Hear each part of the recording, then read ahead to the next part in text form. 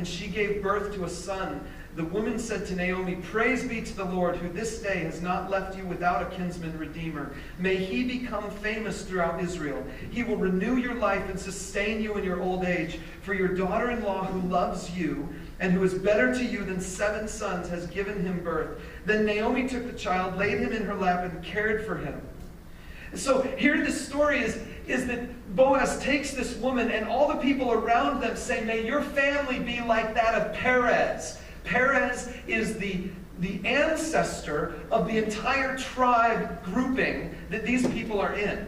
The Bethlehem group of people, the Ephrathah group of people, they're all descendants of this dude Perez.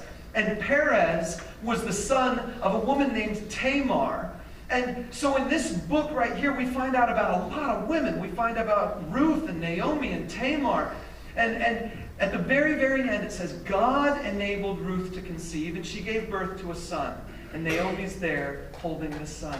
And you see, Naomi's story has completely turned around, hasn't it? Completely turned around.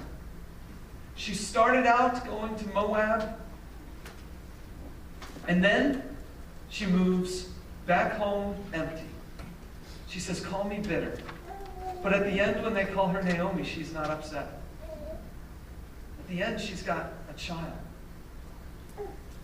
This is a story about how God takes bad situations and moves them through the process of relationships into something that brings great blessing. If Naomi had left Ruth behind, she wouldn't have had that child, Obed. If Naomi had continued in a process of bitterness and had not encouraged Ruth on the customs of the day, then Ruth and Boaz never would have had their little blanket situation in the evening, and it never would have gotten to the point where they got married and had the baby. So, I mean, it never would have gone that route if Naomi had stayed in the bitter isolation of her own depression. But because she allowed relationships to enter into her picture, and because Ruth was committed to the relationships with a bitter woman, even though she was annoying as anything, she stayed with Naomi. Even though that situation was bad, Ruth stayed with her. And because of that, she ended up getting another husband and a child as a result. And Boaz, this old man, I don't know how old, but he was certainly older than marrying age, because none of the other women had said yes to him. And he's all by himself. He's a good guy who's trying to be good. But now he's got this pretty lady on his arm who's provided a son for him. Everything's coming up roses because these people have decided we're going to stick with this relationship thing for a little while. Let's see where it takes us. I want to ask you to put yourself in the story. Take it home for yourself. What character are you? Are you Naomi? Even if you're a guy, maybe you're Naomi because something bad happened in your life and it's caused you to isolate yourself from people. It's caused you to push yourself away from others. And bitterness and depression have taken over aspects of your life, and you've buried them and hidden them. Maybe you're Naomi. Maybe you're Ruth.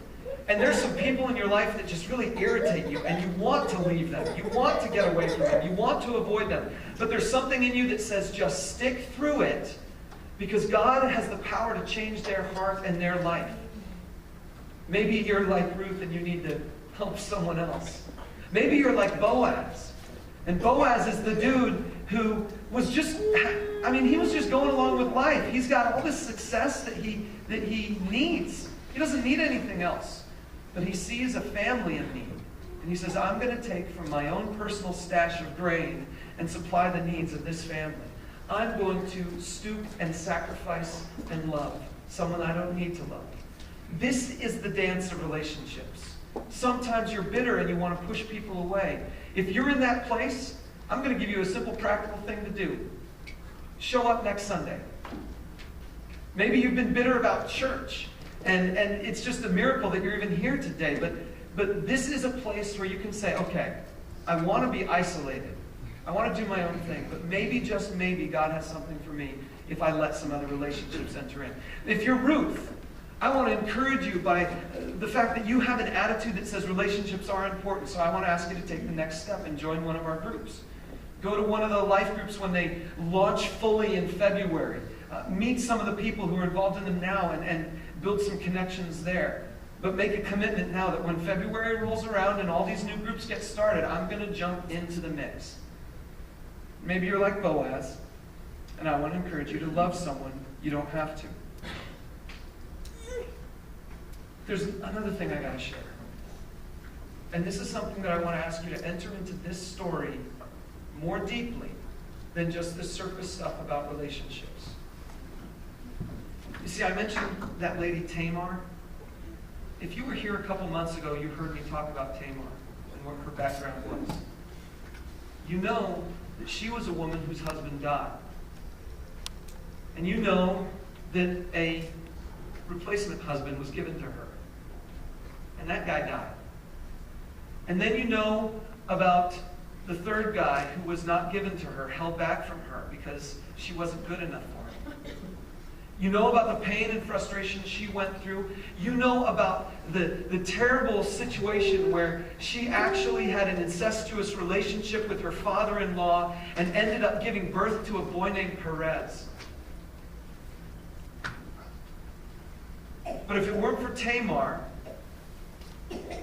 we'd never have Perez. And if it weren't for Perez, we'd never have a bitter woman named Naomi. And if it weren't for a lady named Ruth entering Naomi's life, we'd never have a baby named Obed. And if it weren't for a baby named Obed who came out of a bad situation, we'd never have a guy named Jesse, who was Obed's son. And Jesse gave birth to, not he, but he was the father of a guy named David. And if we didn't have Tamar, Ruth, if we didn't have these problems, we'd never have David. And if we didn't have David, we wouldn't have Jesus. See, God takes people in brokenness and terrible circumstances, and he says, I want to redeem that and bring it into some place of greatness. And I am going to do it through relationships. John 1:12 says, yet to all who received Jesus, to those who believed in his name, he gave the right to become children of God. God does everything he does when it comes to redemption, when it comes to bringing people back. He does everything he does through relationships. I want to encourage you to make that a priority in your life. And to help bring this point home, kind of for our reflection time, I've got a video clip I want to show you. This is a video that's been put together by one of the life groups in this church. There was a passage in a book that really spoke to one of the members of this group. And so they put together this little video thing with